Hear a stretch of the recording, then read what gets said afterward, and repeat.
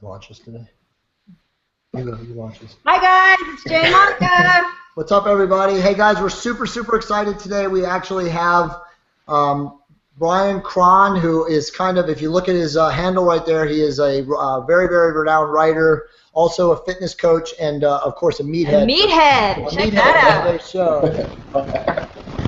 Bryan's background is pretty awesome. He's been writing many years for multiple online fitness publications. You guys know all of them. Very renowned writer. He's written for bodybuilding.com, Men's Health, Muscle and Fitness. I'm sure I'm leaving off tons of other magazines. And he's also ghostwritten for people too. So Bryan's background is actually in writing, but he's also an amazing strength and fitness coach, online strength and fitness coach. So we're super excited to have him here today. So with that said, Scott, take it away. Yeah, well, welcome. And I guess first question would be, we always go through this same stuff, Jay. It's interesting, but it's worth repeating. Is with your clients, let's say, where do you start with them? What are the first things that you guide them on to get on the right path of fitness and diet and training and all that? Well, the first thing I try to do is figure out how they're living right now and see what I can change that won't change their life too terribly much. So I mean, like, anybody can send, I could send you like the most awesome program and dietary system, but if it's completely foreign to you and it's like total night and day what you're used to, you're gonna have a hell of a time following it. So what I try to do is I look at how their people are existing right now, like their schedules, and if they work out, how they work out, especially how they eat, how they rest, and I just try to slowly tweak it, just try to make it better, slowly kind of twist them into my kind of lifestyle, but making kind of baby steps, gradual changes. And I found a lot more success that way. I mean, granted, some dudes like just a slap in the face. Here's the life you should follow, and they will do it. But most are they need a little bit more coaxing.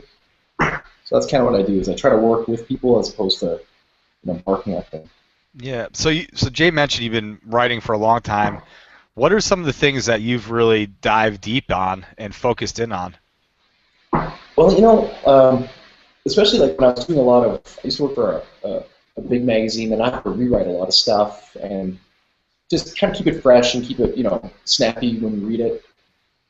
And after a while, you realize it's always regurgitating the same information. Like I don't know how many like bicep articles I've written and build big calves and all the cliches like turn your calves into cows, like all this shit that that's been around for, I don't know, since I got into this, and probably long before that. So I mean, everything's been done. I guess that's what I'm trying to say. Everything that's worth doing has been done, but people still keep trying to reinvent the wheel. Man, they're trying to they set stuff up or they give it new names. Like, perfect example, like rest pause training. A few years ago that was called dog crap, and a few years before that was heavy duty, and a few years before that I'm sure it had another permutation. I mean, none of this stuff is new.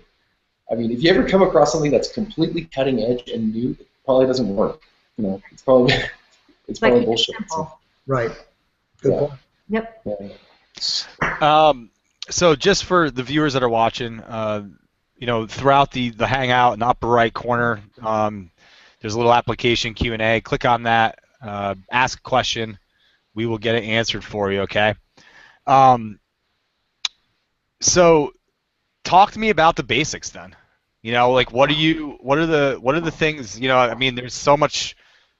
Well, first off, you just got to get in the gym, but once you're there, like, what are you training? What are you teaching for people to start with? Well, I always try to focus on the kitchen first.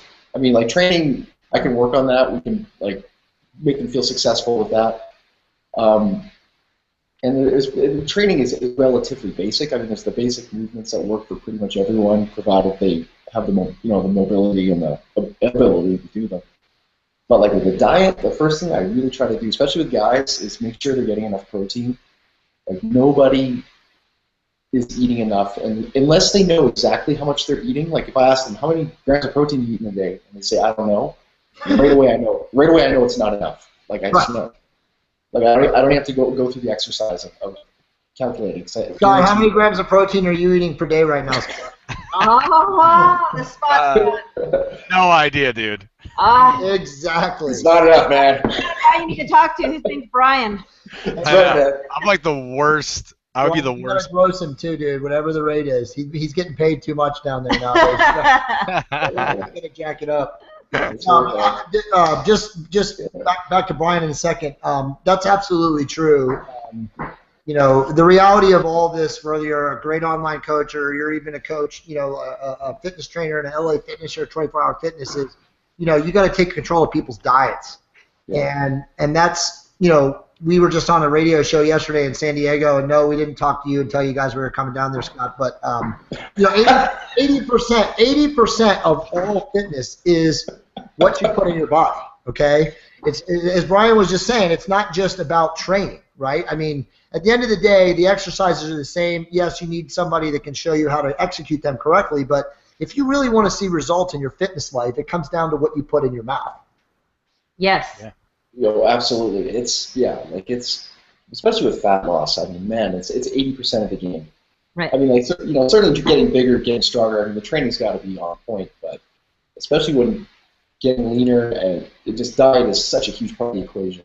And you always hear this. You always hear people say like, "Oh, I eat really well," or "I eat really healthy." That's my favorite. You're like, "Oh, really? You're really healthy? Okay." So let's give you an example of this healthy diet that you know, and then when you hear it, you're like, oh my God, it's just. Dude, I eat so healthy, and then with like a bottle of wine too. It's perfect. Like I eat really healthy, and I have a whole bottle of wine. It's great. Hey, Bryan, I have a question for you. So what does your ideal client look like?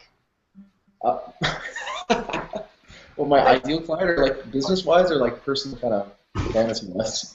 No, I mean, like, as far as age, and obviously you just do males, correct? Yeah, online I kind of market that I just work with guys, but in real life, I do work with a few women. But yeah, my average client I would say would be like 40. 40 owns a business. You know, a lot of them used to be athletic, but you know, most aren't because of family or whatever, injuries or what have you. Pretty typical.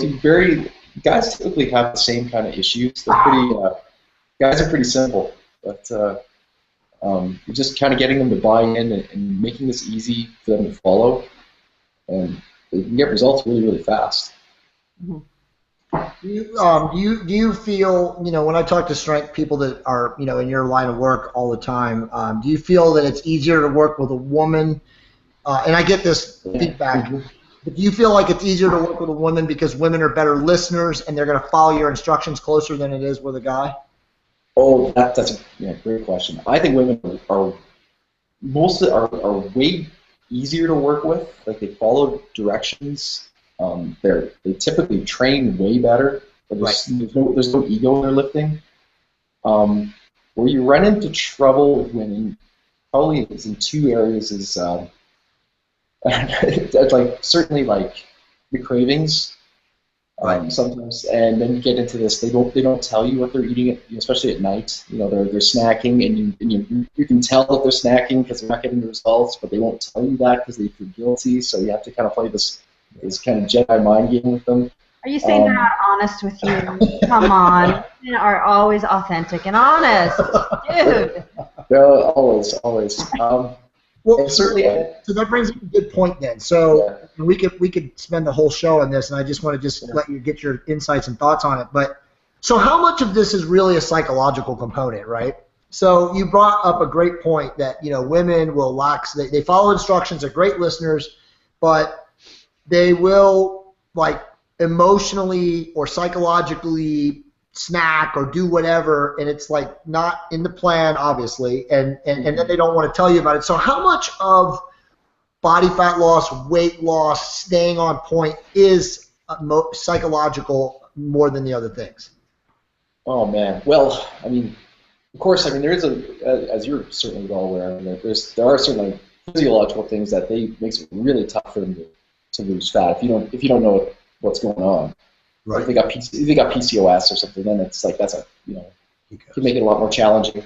But certainly, I would say psychology it's got to be 80% of it. It all boils down, and I hate using this word because it's so catchy right now. It's all instilling good habits. Right. And just kind of just breaking patterns. Like people get into these coping patterns, like when they get home at night and they need carbs to relax, or they need a glass or two of wine, and then they rationalize it, saying, "Well, I work really hard during the day and I make good money. I deserve this." Oh God, I hear this from my wife all the time. I'm like, I saw all these patients today. I deserve chocolate and wine. I'm like, all right, just don't blame me when the scale doesn't budge. So how do you deal with that then? Like, what do you do with people that are not willing to be honest? I mean, well, not even that, but how do you hold them accountable? Right. Well, that's the thing. I used to, when I was younger, I tried to do the whole like alpha trainer thing. Like, oh, you gotta frickin' do this. You just don't want it bad enough. Blah blah blah. That's just such bullshit, and I kind of wish I had that back. Pardon my language. No, it's okay. Live and learn, man. You can F-bomb us all you want. Yeah.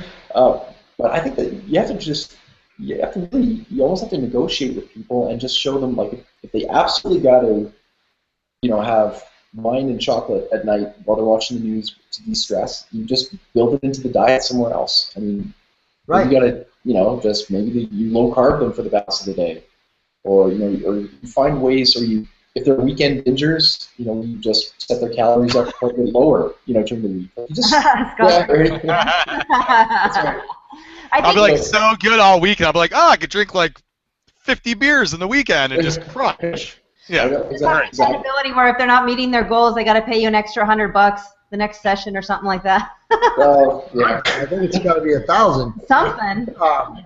Just real quick on that. I think you hit something that it slapped me in the face because it's a great point. But obviously, you cannot. We always want to say, moderation is key. But you're right, Bryan, and people are going to do what they're going to do, right? They're going to eat that chocolate bar. They're going to drink 3 glasses of wine or whatever. So I think if you do take that into consideration and make them accountable, you really do, as the trainer, strength coach, online coach, whatever, you have to build a platform and strategy that allows those to be taken into account. So I think, again, I'm spinning myself trying to make a very concise point to what you said, but you almost have to design like an intermittent fasting protocol or a carb cycling protocol or something that allows them to indulge in those things within the confines of their diet, correct? Oh, totally. Yeah. Like the most effective strategy is the one that they're actually going to follow. So, like, provided it still leads them to that goal, then, like, I'm not a huge fan of fasting, especially some guys try to use it for building muscle. I just think it's ridiculous. No, you can't. Yeah, I know. Well, yeah, according to the internet, you can't. Right, yeah. Dave Asprey tells you can. Oh yeah, Dave, Mr. Asprey. Fat butter, yeah. I heard you can get ripped in 6 weeks. With 12 tablespoons of butter in your coffee. Yeah, 6 coffee cups a day, yeah. I'm signing up for his certification course. I think it's $5,000, and you learn how to put butter in your coffee. So I'm stoked, man. Dude, I did that one time, and it was disgusting. Grass-fed butter with the oil and the coffee was gross. I would never do that again. I mean, honestly, like that's something that me and Bryan joke about, on Facebook. Yeah. Questions, but I don't want to waste any time. Continue on what you're talking about. I don't want to talk about Dave Asprey. Sorry. No, it's okay. It's a whole other subject. Bryan, this is your show. You go, Bryan. Go, Bryan. No. That's the type of shit I love talking about. Well, I got a really good question though, Bryan. So something that I'll use me as an example because I'm a great example. I'm like I know what I need to do. I've had all the help in the world. I know what workouts I need to be doing. I know, I shouldn't be eating past a certain time. I know what I should be eating, right, and what I shouldn't.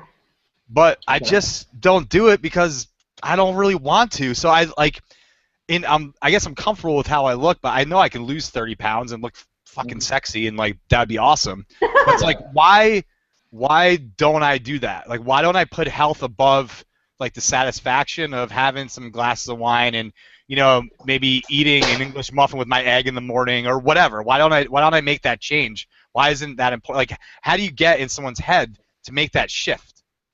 That's a very good question, and what I do, and it took me years to figure this out, is you have to work with people and you have to discover what I call their why. And sometimes, especially fitness pros, they try to apply their own personal why to other people. And what that means is like I've wanted to be jacked since, I don't know, since I was a chubby kid. Like that's just all I wanted. And I'm a born in the mid '70s, child of the '80s, like Arnold Schwarzenegger movies, all that, Stallone. Back when action heroes were jacked and ripped. I mean, that's that was my my thing. Jack Black was the Hollywood image. Yeah. Yeah, exactly. And so that's what I've always wanted, but that's just me. And so then you can't apply that to other people. Like the odds of them. So sometimes you have to work with someone and say, well, maybe the goal isn't getting ripped and sexy so you can be vascular for a movie screen. Maybe it's just improving your health numbers or making you look better for your wife or making you just come up with something. Like maybe you'll move better when you lose weight. Like you just have to. Once you stoke that fire in someone and have the reasons for doing something be really, really powerful, then like half the work is done for you. Yeah. Yeah. That makes sense. I think it comes down. I mean, if you think about it too, Scott, like especially in real estate, we speak about like commitment levels. Like if you look and see what you're absolutely committed to, the results will speak for you. Right now, you're committed to being who you are. You're not committed to getting into shape, and that's where you're comfortable. That's your comfort zone. And I think no matter what anybody tells you, it's just like what Bryan said. What's your why?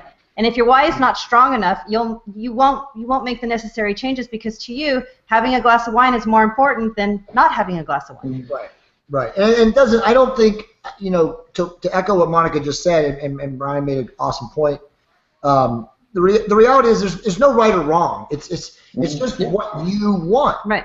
What you aspire to be, okay? And as Monica said, you're comfortable with who you are. You're not fat. You look good in clothes. If the average person walked up to you on the street and said, hey, is this guy fit? They would say, yeah, he's fit. Yeah. But you're not going to be a guy that's going to walk around PB, with your shirt off, thinking like, yeah, you know what I mean? So it comes down to what you ultimately want, like Monica said. And I don't even think it's comfort. But it's what you want because you are comfortable now. You're comfortable now. You have a good personality. You project well. So if you want, like what you were just saying, well, I guess if I'm using reverse psychology on you, you really don't want it. You just say it. Right. Yeah. Well, and that's what I was gonna say is that, well, one, I haven't figured out what that why was to really inspire me to like completely, do that, and and like I'll go in fluctuations, obviously, like anyone. But I think a lot of it is like the mental of like you see this shit everywhere all the time, and you're like, I should be in shape. Like like it's all over the place. It's on TV. You're like, and it's the same thing with like, I mean, especially women are more affected with this than guys are. But like, you see it all the time, so you're always constantly second guessing. Like, should I eat this? I need to get in shape.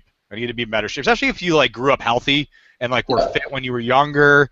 And you were working out and you were in sports, which I was, and there's a lot of people out there. And you mentioned it earlier. Your typical client's 40 years old and probably has worked his butt off, had a family, and got out of shape, but had been in it like when he was younger. So it's like I don't know. It's interesting because there's like that mental part where I'm always thinking about it, but I'm still comfortable.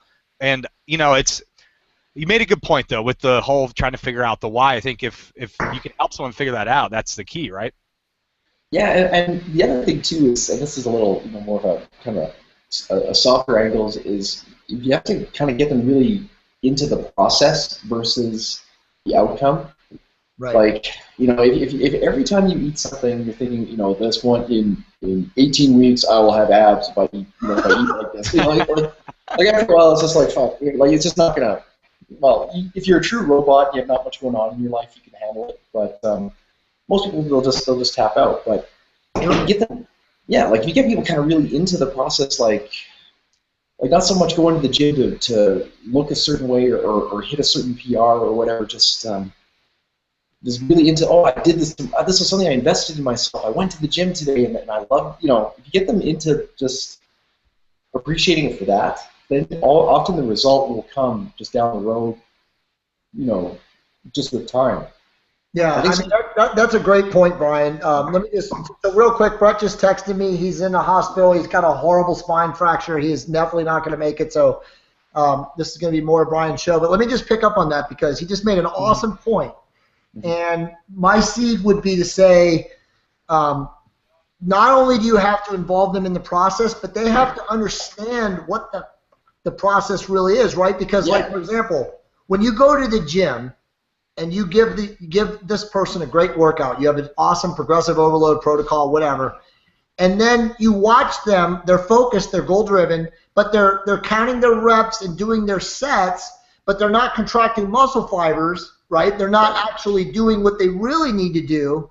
So that's where you really, as you or Monica or myself, we have to be able to rein people in and say, look, yes, you got to do the goal-directed behavior and get through it, but at the same time, you actually have to get benefit from it. And I think a lot of people race through, like, I want to get there, I want to get there, I want to be done, like Mark Hamed, right? Yeah. Like especially driven people, they ultimately always want to be finished first. I want to be the top in my class. I want to do this, but then sometimes they lose focus that they're not actually getting the full benefit because they're not doing exactly what they should be doing along that journey. Mm-hmm. Oh, totally. And or worse, they chase the wrong rabbit. Like for me, I mean, I've kind of been in writing for a long time, and when I first got into it, bodybuilding media was it was a lot bigger than it is today, certainly print. But then also the strength got really cool, West Side got really popular, and Two Wonders 531 sold a million copies, it's strength got really, really sexy basically, and people started kind of making fun of bodybuilding, and it was just like a clown show. Right. But subsequently, now I see this all the time. So what I'm talking about is that I got all these guys, and they say, oh, they hire me because they want to build muscle, they want to look better. They're saying that they're pretty strong, they take their shirt off, and they don't like what they see. And I ask them how they're training, and it's always like these complex powerlifting periodization and stuff like this. And I'm like, dude, I mean, that's awesome training. You're stronger than I am. Props to you. But why? That's not your goal. Why the F are you doing it? Why are you doing it? And especially when they're all beat up too. It's like, why are you doing this to yourself? Right. Right. It's like It's like the I know exactly where you're going. The whole Louis Simmons mindset. Like, I got to do 10 sets of 10 bench, and I got to do 285. And then they're all like over-pronated, ape man with their shoulder. You're right, dude. It's so true. So true. It's just bodybuilding it's a different type of training, and certainly there's heavy weights involved, but it's a lot more it's a lot more volume, it's a lot more intentional, and it requires a different mindset. And so to get back to your point, I mean, people just have to make sure that the process that they're following is going to lead them to their goal. I mean, obviously having a good trainer helps, or just being pretty smart yourself, but it's so easy to just follow something that seems trendy or cool, like doing Zumba or something, but is that really going to get you what you want? Is that the method to get you what you want? So, right. Well, I mean, a perfect analogy to that is CrossFit. And I'm not going to badmouth CrossFit because we've done enough of that. But I was going to say, why not, Jay? Might as well. We do it on every show. I think Bryan's point, though, is very succinct to that, right? Like, if we're talking about bodybuilding, we're talking about so what does the average guy and girl want to do today, right? They want to lose fat, build muscle, right?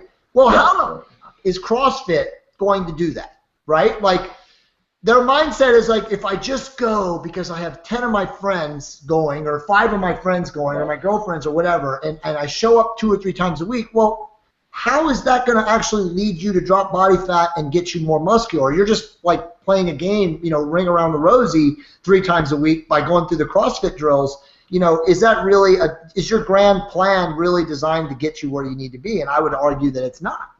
Yeah. Bryan, what are your thoughts?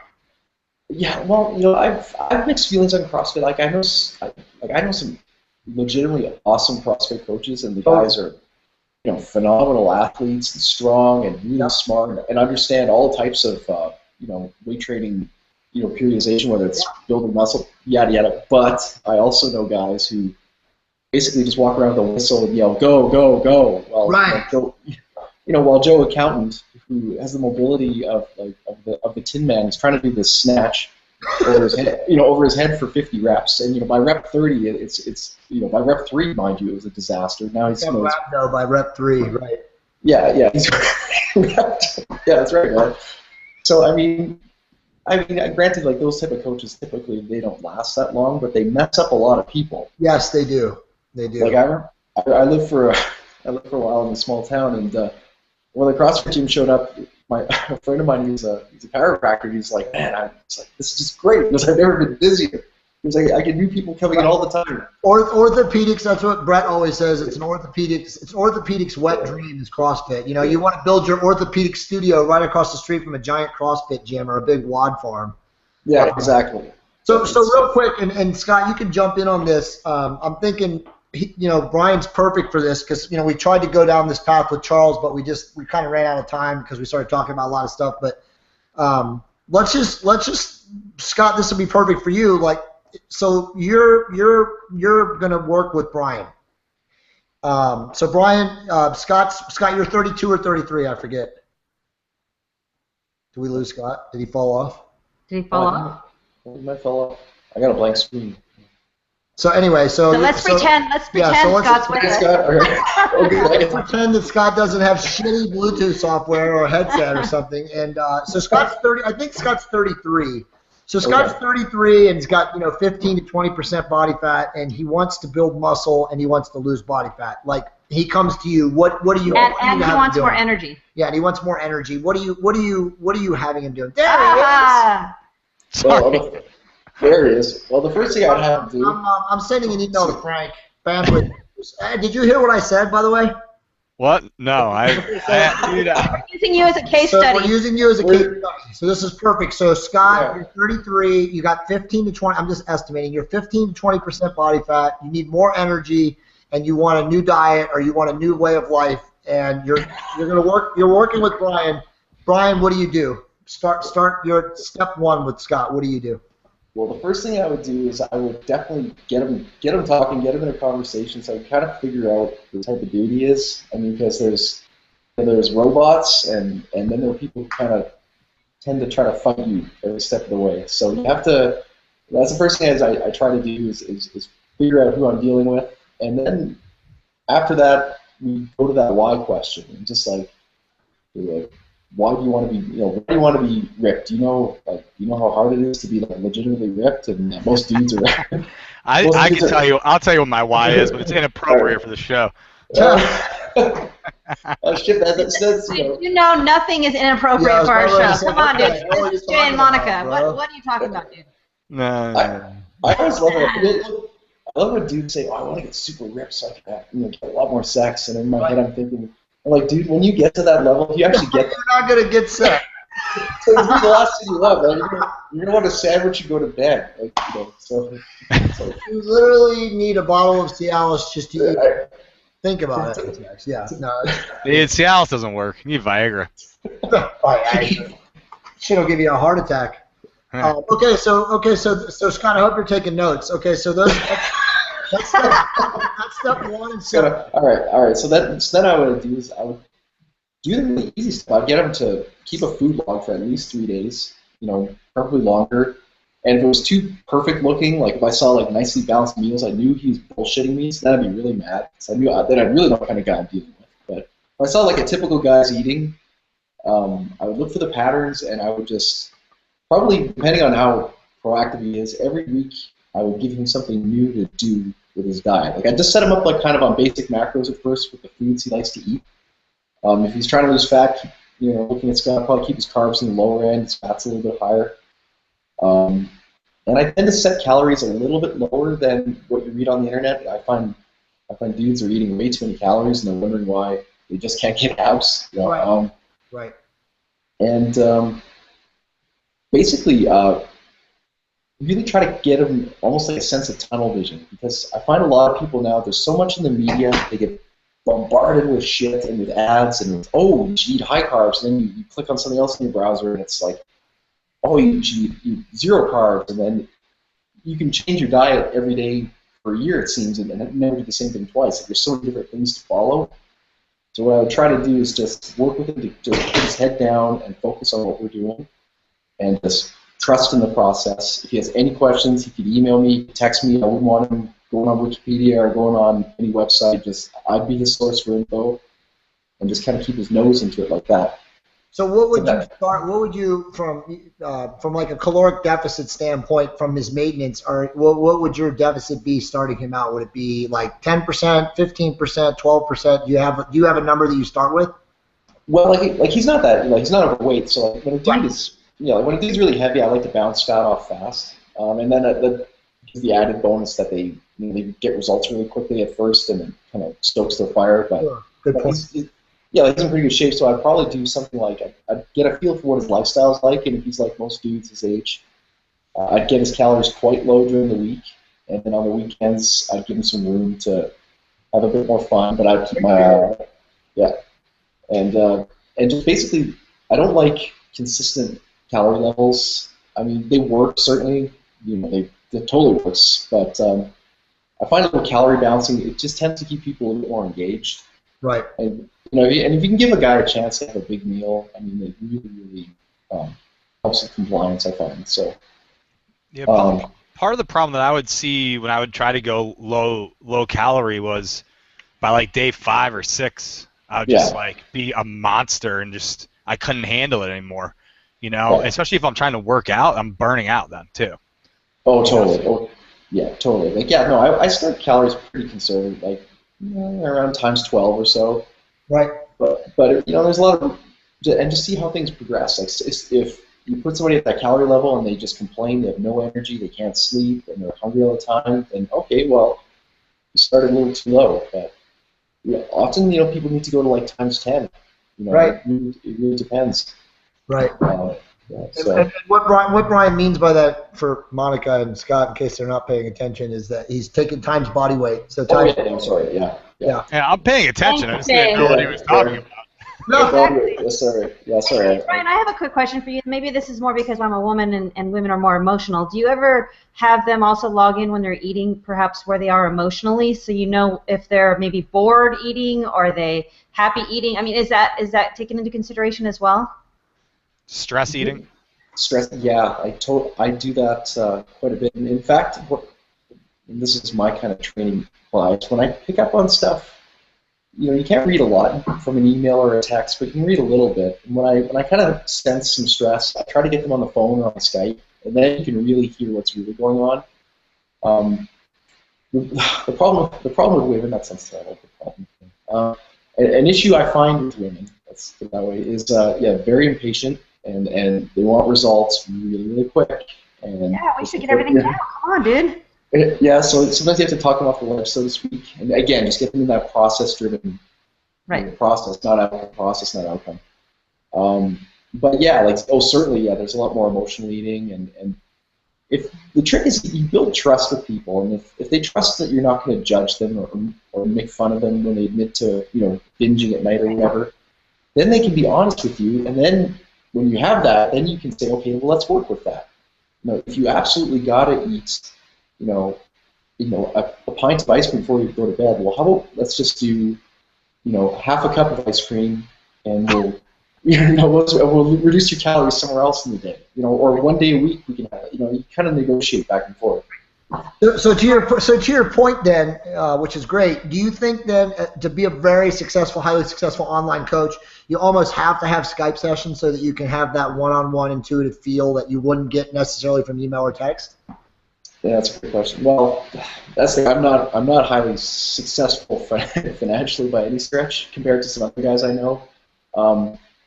Unfortunately, with coaching, I find it's the systems, the quality of your systems that produce the most revenue.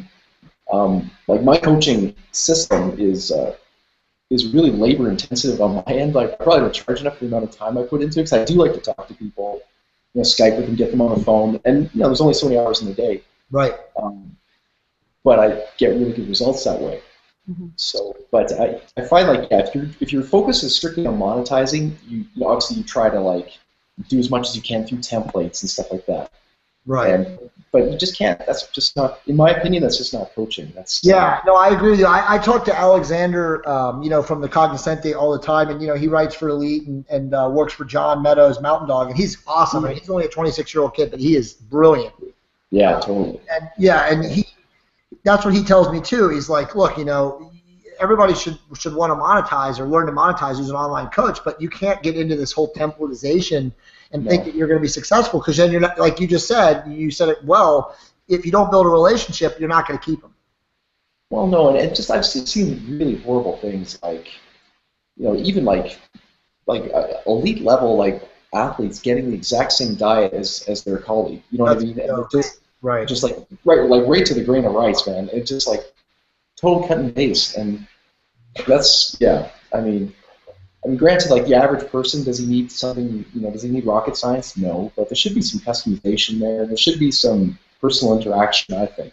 So I agree. Right. Absolutely. But yeah, it does make it harder to monetize. So subsequently, well, let me, Scott, you can jump in. But what do you do then to? I mean, these are all great questions, because this is the stuff that comes into us all the time. But like this is the most people are dealing with this stuff, Jay. Like not the 5% of people that are lifting that are then we're talking about that high level stuff. This is like most people that are actually trying to do something or dealing with these little things and don't understand, Well, it goes back to what we said in the last thing with Charles and Brett. You hit the nail on the head, Scott, and Bryan's like doing an awesome job in this, because I think he's kind of filling up the gaps that we didn't cover on the last show. But people don't have a lot of options, okay?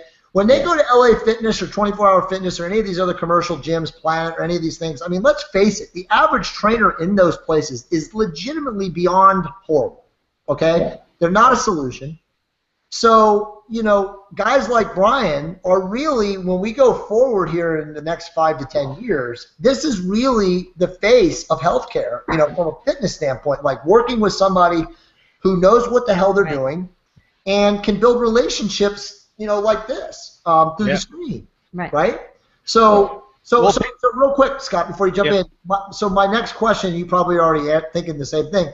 So how do you really then assess somebody's technique and form when they're training, when you're not with them in person at the gym? Yeah, there's the rub. I mean, ideally, you get them to have a friend film them doing a set, and granted, you have a lot of exercises in a program that can get a little tedious and stuff, but that goes a long way. The other thing is sometimes I get this, and this is so awesome when I do, is sometimes in these commercial gyms, you will get guys who will approach a trainer there, and they'll say, you know what, I'm working with this guy online, I have a really good relationship with him, he's devised a program, would you mind if I paid you for an hour, you can show me just how to do these exercises? That's awesome. And sometimes the trainer will be like, no, we don't have that. But, quite often they'll say, yeah, cool, that's fine. And so when I do get that, it's so much better, because then, it's easier to correct their form. And sometimes the trainer themselves can correct it right then. Dude, that's a great idea. You just gave me an idea. Maybe we'll talk about it behind the scenes. Dude, you're a smart meathead. That to me, Bryan. I mean, you could scale a company like that fast. I mean, I don't know if anybody's really thought like that, but that would be something where you could build a consultancy where you build a relationship with all the gyms, saying, well, anyway, we'll talk about that later. But that's a great point. Yeah. Well, it's just funny because I took out another gym membership yesterday. I have 4 gym memberships, and the reason is this, like, they after a while they kind of figure out what I do, and then a lot of them, they get really kind of pissed off. Like, they think I'm just there working out. Like, I'm not training anybody. Right. They think, he's here trying to poach clients, or he's here trying to make fun of my training. Really, I'm just there to do my thing. Right. So there's a lot of like kind of there's a lot of kind of close-mindedness there. Like they want to keep everybody out of their facilities who isn't part of their framework. But yeah, like there's a huge opportunity there because more and more people are going to the online space because they realize it's so much more than just the workout. Like it's the diet and the lifestyle and building the habits and the systems. Much more than that 3 hours a week that you spend under the bar. Well, I think too, and again, it goes back to what you just point. And Scott, feel free to jump in, but because of the online space and because of people like you and because of like the ubiquity of all these different sites that tell people how to work out and what's right and what's wrong, I think the average person who has a modicum of brains can go to any 24-hour LA Fitness or Planet or whatever and look at these trainers and say, there's no way that I would pay that person a cent, right? Yeah. because they literally have no idea what they're doing. And again, I'm not here to trash, entry-level guys working at 24-hour LA Fitness, but at the end of the day, yeah, I mean, it just stands to reason that people that have a brain, and really do want to improve their lives and better should be reaching out to people like you, I mean, because, I mean, honestly, like every day, Monica and I see stuff, and I've said this before, Bryan, and not to you because you and I don't talk that much. We will now going forward, but I believe that somebody could make a mockumentary like Bill Maher did with religion. It's ridiculous. Go to every gym in the country or gym in the world and just film for 10 minutes and then put it all together in a montage and edit it out professionally and literally make $100 million on people watching the nonsense. Oh man, you always spot what's trending on the internet. It's just like you just walk into a commercial gym and you'll see all the trainers. They'll all be doing everyone on a Bosu ball, or they'll all be they're all doing dynamic mobility drills for half an hour. It's just jumping from trend to trend to trend. Like there's no because the people who take those jobs, and I'm not disparaging it. I did that in my 20s. I did. I did too. Yeah, commercial gym. I was a full-time fitness assessor, and I had no business having that job at the time, but I made a lot of really lousy programs, and and I was getting $9 an hour, and at the time it was great. It's like Monica always says, you get what you pay for. I mean, yeah. Well, that's the problem too. When we talk about this, is that most people that are going into the gym, they have a bad experience the first time around, or they work with someone that doesn't know what they're doing, doesn't help them, and then they're not going to go back. Like when I go to the gym, like I want to go be like I don't want to be bothered by people, and I want to work out. Most of the time, it's just crowded. I don't want to deal with people. Like an ideal situation, I think, for most people is having someone that they can listen to, holds them accountable to eating correctly, and they can do a really good workout at home for 30 minutes because they have all the stuff. But the problem with that is most people don't have the right stuff at home that they need to use, or they can't afford to have a home gym, right? So it's just like it's such a dilemma all the time, trying to figure out what you need to be doing or staying consistent. Well, problem solved. You can call Bryan. Oh, that's right. It's that's easy.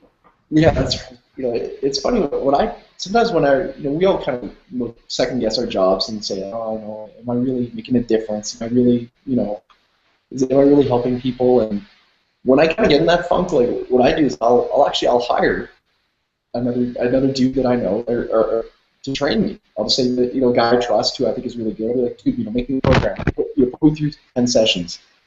And like I did that when I lived in New York. I had a really good trainer at Peak, and he just once a week would, I could tear my brain off and just train, and I'd have my best workouts and get my best results, and I just love the experience, and that kind of stokes my fire to working with other people, just because I realize like the kind of value that a really good trainer can provide, it's just so much more than just counting the reps and stuff like that. I mean, Bryan, that is such an amazing point. Like we were literally talking about that on the radio show yesterday. That unfortunately for us.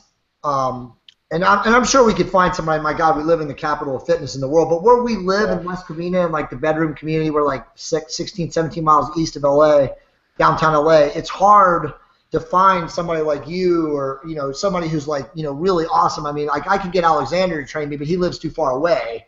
But like same thing. Like when I lived in Vegas, I had an amazing trainer. And as much you just, dude, you like having like a deja vu moment, but when you're really like us and you're really cerebral about training and stuff like that, guys like you and me, we really honestly do need to go into the gym and have our brains completely turned off and have somebody just put us through this program that when we walk out of the gym, we're dead. We're literally like, holy shit, what just happened, right? And I made, in doing that with this trainer, it was 6 months with him, and honestly, I had the best results of my life, and I was 39. This is 6 years ago, or 5 years ago, almost 6 years ago, but I was 39 years old, and I just remember before that I was always like, I don't need a trainer, I know everything, blah, blah, blah. Yeah. But the truth is that even the best people need somebody to just coach them into shit, just rip our ass apart. Right. Oh, totally, and it's just, it's just getting someone else to make all those calls, like whether it's the weight on the bar or what you're going to do next, and all you have to do is execute, and I mean, like my wife, she won't work out without a trainer. Just she knows what she's doing. She knows the drill, but just otherwise she just won't push herself. She just won't. her argument is she thinks enough during the day. When she goes to the gym, she doesn't want to think. She wants to exercise. Yeah. That's such a really great point. I think that's undersold and undervalued. That's a good blog topic. It is. So I get a question. So, Bryan, when you have someone that has to go to the gym by themselves, it's kind of a newer experience. How do you coach them through that getting over that mental hurdle of having to be there by themselves, having no one to hold them accountable, and doing the workouts, but not necessarily doing them right, like Jay asked earlier, but just going there, man, by themselves and like having to do that, because this day and age, most people, their work schedules are all messed up. They can't find. I mean, the time that I got in the best shape of my life after high school, when I wasn't in a sport, was when I went to the gym with one of my best friends, and we went 4 or 5 days a week for 3 months, and then I was, we held each other accountable, and we were pushing each other, Yeah, that's a good point. What I try to do is I always try to set them up for success. The last thing, somebody is kind of new to the gym and they're going to be going, LA Fitness or 24-Hour Fitness, they're going to be going at 6 o'clock at night, when all the meatheads are there and all the morons, and every bench is taken and the dumbbells, it's that shit. No, but seriously, that's the issue. You gotta stand there and wait. Hey man, can I work in with you? Hey man, can I work in with you? How many sets you got left? I got 30 sets, bro. I know. That was when I joined this gym last night. It was a commercial night there, and I go to squat right away. I'm like, oh, here we go. And it's just ankle squats below. But anyway, what I do is just I keep things really, really simple with lots of options, and I don't drown them in exercises. Like even 3 exercises. If they can get through those, and I'll give them options for each one. That you set it up that way that they have no choice but to be successful. And then and then they do that, say, for 2 weeks, and they're like, yeah, this is, they kind of let you know that this is really easy for them. Yeah, another exercise or 2, or you step up the intensity a little bit, and just kind of get them. The last thing you want to do is give someone something really complicated that's kind of beyond their grasp, and then throw them in this commercial hellhole where no one's going to be helping them. Right. And and God forbid they ask a trainer for help, because they'll just second guess everything. I think this goes back to what Bryan was saying, and I kind of hit on about the trainer for advanced people. But for you, Scott, because you were talking about it, and again, there's still no universal solution. But I really do think that private fitness studios, where Bryan had his own studio, or the top level trainers had their own somebody should build a Build-A-Gym, right? Like they say, a Build-A-Bear. Somebody should literally just build a gym that has what do you call it? A squat rack, a bench, a place where you can deadlift, where you can lift the weights off, and then maybe a couple of ancillary machines. And literally, Scott, you go there, right? And you go in there for 30 to 40 minutes. You got Bryan there on site, and that's it. And it's like a mill house. It's just 10 people, and it's going to be hard for you, obviously, but 8 to 10 people, or how many people your plant load can be. And you're just you don't have the insanity of the commercial gym. You don't have the meathead morons. You don't have the intimidation. You don't have the, oh my God, I don't want it. People are judging me. But that still, to me, has never really materialized. And then obviously you could say, well, that's because the commercial gyms, they all make money, right? Ask any commercial gym owner, and how do they make money, right? They make money by getting more people to sign up that never show up. Right. Yeah, exactly. So again, it's the whole concept of, nobody is getting fit. The gym owners are making money. They don't give a rat's ass. And so, our culture becomes more and more obese, because the truth is that people aren't actually getting fit because they're not going.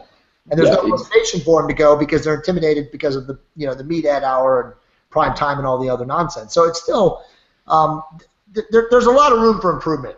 Oh, yeah. I mean, that's why, private studios are still popping up, and, CrossFit boxes, and people are trying to, service niches of the market that get burnt out by commercial gyms. I know so many people, they pay the $300, $400, $500 and sign up at a commercial gym, and they go twice, and they're like, that's just a moron fest. I'm never going again. And they're okay, well, just that's kind of a waste of money, but there you go. But often they find their way into these boxes, private gyms, or these or even garage gyms are popping up. I'm finding. Right. like I just moved. I'm dying to turn my basement. I don't need much, man. I need a decent power rack, a bench. Right, man. That's it. That's all you need. That's all I need. Then barbells and dumbbells, and That's it, bro. We're with you, man. And that's the sad part is that again, all the commercial equipment, all the nonsense. I mean, very, very rarely does anybody without like a specific professional athlete or ultra endurance person need a specific movement beyond the the core foundational strength training movements, which you just said, right? All right, so let's just go through those. If you were to tell someone the things they need to buy for a home gym, what do they need? Okay. They need a good power rack, something that's the kind of which has an attachment that they can do chin-ups on it, and so obviously do benches, do squats. I lean towards commercial, even though I understand that some of the home-based stuff is really, really good now. I mean, I think you're better off looking for a gym that's going out of business and just buying their power rack. At 50% off. Yep. Yeah, exactly. You need, after that, you need an adjustable bench that allow you obviously to do all suppressing. Do you like the power block dumbbells, or you think you should just go up to like maybe get like a set of 20, a set of 15s, a set of 25s, a set of 50s, and a set of 100s, and then just cover everybody that way, or you like the power blocks? Honestly, that's one area where I would spend a little bit of money. Is I would get good dumbbells, and I know it's a pretty penny, like to get a full rack of dumbbells, and you don't have to go to Ronnie Coleman size, but yeah, I like having consistent increments. It's a lot more money, but again, you can get them used. I mean, they're weights; they don't exactly wear. Yeah. So what about those ones that have like that it can be like every type? You know what I'm talking about? Yeah, like the power. Yeah, he's referring to the power blocks. I mean, the power blocks are adjustable, but those things are honestly, Scott, if you've ever used them, they're really. I haven't. I just seen them. I use them once. Well, they're not comfortable for women, especially blocking, and they take too much. They override the forearms. I mean, my forearms are really strong, so I don't care. But like the average woman, as you know, Bryan will complain with them because they're not comfortable in your hands. They just don't, and I don't know. I mean, that's one area where I would spend a little bit of money and get good dumbbells. But you can get through power blocks and hinge, absolutely. Scott, what I'm going to do, because this is awesome, this show's been great. On the blog, when I run the video, I'm going to put what Bryan just said, and Bryan, continue if there's anything else you want to add. To build like a perfect home gym. Sweet, that'd be awesome, man. People would love that. Yeah, man. And after that, just get your standard barbell and plates. I mean, then after that, it's window dressing. It's like it's mats. It's gotta have mirrors. Jump rope. Mirrors are great. I mean, progress. You want to see progress. It's so funny. He's so right. Like he talked about like a pull-up bar. I mean, Scott and Brett talks about this all the time. But Monica and I have been both training for like Bryan for 2 decades, and we really never were doing, and most guys don't do this, and Bryan, if you did, good for you, but most guys really don't do hanging leg raises, right? Like people will do knee-ups, or they'll do the bench where their legs come up. I mean, but hanging actual straight leg raises. That's awesome. Right? Yeah. Doing 3 sets of those at the climax of every workout, okay, whether you train 3 or 4 days. It's challenging. It's torture. It's torture. Like really. Monica has awesome abs, I have awesome abs, Bryan has awesome abs, but it's brutal to do straight, dead hang leg raises at the end of a workout. And so it's like, you don't need a fucking Bosu ball or an ab roller or any of this bullshit. You just need, like you said, a pull-up bar. That's it. Totally, man. Totally. It's simple, like you said, right? Keep it simple. I mean, like I had such a huge epiphany when I moved recently, and I finally had to clear out this old storage box near where I grew up. And I'm going through it. I found all these old bodybuilding books and magazines that I was collecting when I was a kid, and I'm like, so I sit there and I start leafing through them, and like 10 minutes turned into a couple of hours. I know, it's amazing, right? And it was such a light bulb went off, and I'm like, man, I'm overcomplicating all this shit. It's barbells and dumbbells. It's basic exercises. It's just attacking it with consistency and a little bit of effort. Dude, I still have literally right now. I'm looking at over in my bookcase right now. Bill Pearl's Keys to the Inner Universe. You remember that book? I ordered it again, and Seriously, just 3 months ago, and he signed it. No way! Are you serious? I almost shit myself. Dude, the Cognoscente. Take a picture of that and put that on the Cognoscente. That's awesome, dude. I know, and I was like, I Instagrammed it. I'm like, Bill, sign my book. And people were like, who's Bill Pearl? Scott, go on Amazon and buy that book. Go buy that book, Scott. Keys to the Inner Universe by Bill Pearl. It's like absolutely best weightlifting book for novices or for anybody. But like, it's got pictures of everything that you could ever do with like a barbell or a dumbbell, and it's absolutely amazing. I still look at it. I swear to God, Brad, I'm just like you. I literally could like start leaping through that in 3 hours. Well, yeah, because one of my things is I think hypertrophy, not so much strength, actually definitely not strength, but definitely hypertrophy, like getting bigger. The two drivers, it's volume and it's variety, and people really don't do the variety thing enough. And like, there's so many different tweaks you can do to your exercise that just change it just a little bit, and that's just enough to kind of keep your body growing. Yep. And yeah, like his book, he's got more shit for the calves than most people have in their entire exercise repertoire for the entire body. So yeah, it's a great book. That's so awesome. If it could get me calves, I would pay. Yeah, I mean, no matter what I do, my calves are not there. You know how it is, man. Genetics. Monica has an amazing body. Monica, we don't want you to have big calves. Yeah. It doesn't work. Cows as big as cows. Yeah. Big cows and cows. Yeah. No. Well, didn't Dan Duchesne, the late Dan Duchesne, and his girlfriend have a calf issue and we went to Mexico and. Yeah, she had implants. Yeah, it's funny. Dan and I used to talk. Like that's a whole other story for a whole other day. But Dan was actually a really good guy. Obviously very eccentric and bizarre, but he was actually a really, really good guy. I remember. It's so funny. Like he was emailing me from. Actually, just a quick story. Dan and I met at. Jesus, what's the name of the restaurant? In TJ, in Tijuana. The first time we ever met, what's the American restaurant? Scott, have you been to Tijuana? The Hard Rock, or the Hard Rock? Yeah, the Hard Rock. Senior Frogs? No, the Hard Rock. Frogs? The Hard Rock restaurant in Tijuana. Stop, dude. The Hard Rock restaurant in Tijuana in the 90s when you could still walk across the border from San Diego and go into Mexico and buy whatever you wanted at the quote unquote pharmacias. And you can't do that. That's where I actually met Dan there, like so he could have complete anonymity, because we were talking via the email. Everybody was like a email friend, Yeah. But yeah, that's it was called the Hard Rock on Revolution Boulevard in Tijuana. Yeah, the Hard Rock restaurant. But Dan was an interesting character, dude. He really was. Well, man, actually in that same storage locker when I was going through my books, I came across, I had 3 copies of his Body Opus. Body Opus is amazing. Yeah. I still have it right there too. It's literally right there. Yeah. I don't know why I had 3. But. So Bryan, I have a question. If anybody is looking for a consult, do you charge anything for a consultation? Like, what's your protocol when somebody wants to reach out to you and wants to start coaching with you? Do you have a free consultation for like 15 minutes, or is there a charge? Yeah. How do you work?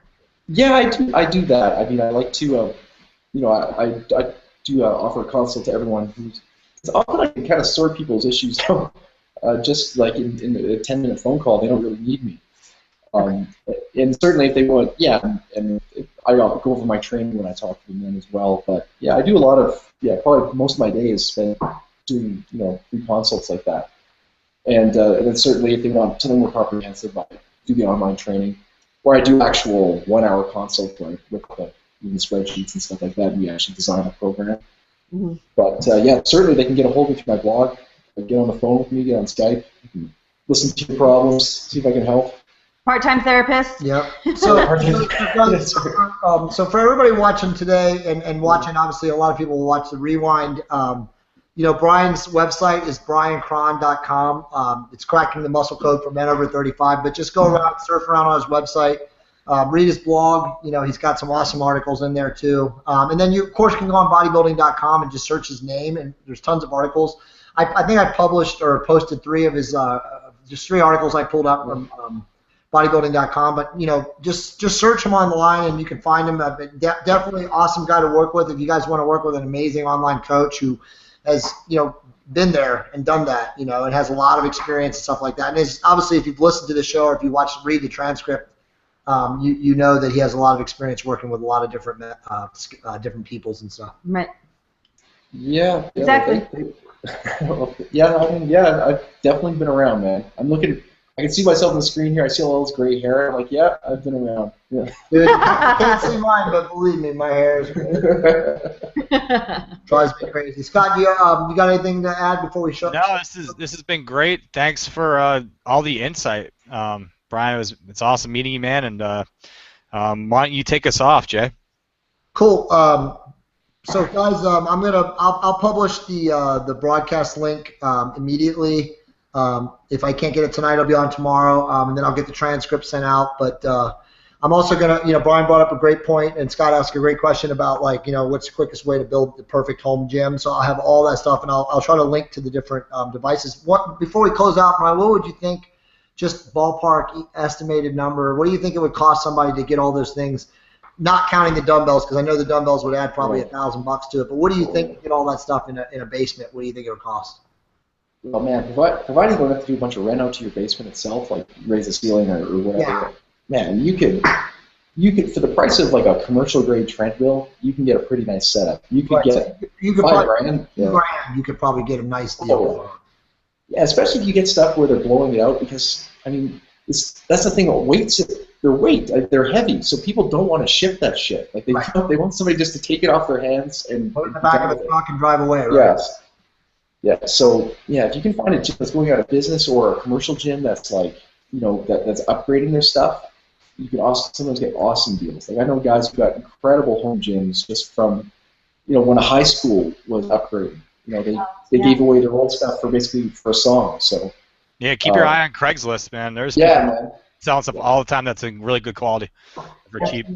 Awesome. All right, well, Bryan, man, thank you so much for coming on the show. Thanks, Bryan. Really, really appreciate it. I'll be in touch with you. I'll reach out to you. I got some ideas I want to talk to you about, but that's it. Scott, just you can have the final words. So, Jay, what do we got in store for next month, or in 2 weeks? I'm sorry.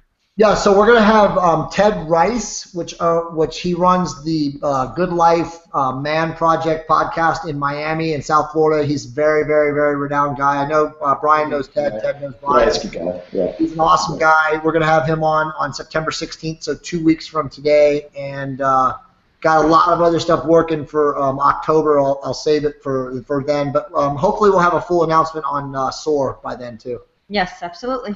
Excellent. Well, thanks guys for watching, and we'll see you in a couple of weeks. It's been an amazing show, and we're signing off.